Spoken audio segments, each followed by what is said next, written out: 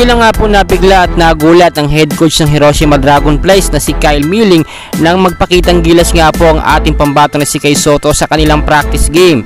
Sa tuwing napapasahan po kasi ng bola si Kai Sotto ay agad niya itong dinadakdak. Very simple lang po ang pagdakdak ni Kai Sotto kasi medyo mababa nga po ang ring ng Hiroshima. Tila nga po walang pagsisisi itong head coach po ng Hiroshima nang makuha nila si Kai Sotto.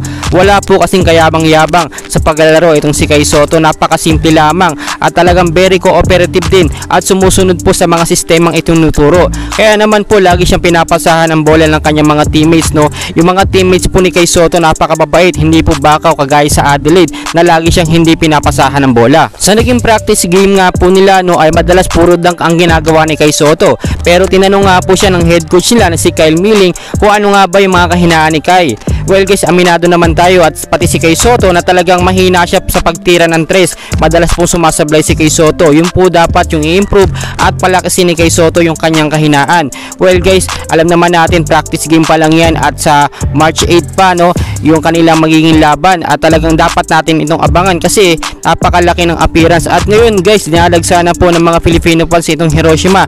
Dumadami na po ang kanilang mga followers at talagang nagsisimula ng panoorin yung mga simpleng highlights ng Hiroshima, yung mga pagpo-post nila sa kanilang FB page. Hindi rin po kasi madamot ang Hiroshima. Kapag may single update sila sa ating pambato na si Kai Sotto, ay agad po nila itong pinopost para suportahan natin. Kaya naman guys, no, sama-sama nating suportahan ang ating idol hanggang makamit niya po ang kanyang minimithi, no, na NBA dream. Pero syempre, sa ngayon dito muna sa bilig sa Hiroshima Dragonflies. Well guys, patuloy ko po kayong i-update and don't forget po to like and subscribe sa ating channel. Maraming salamat po.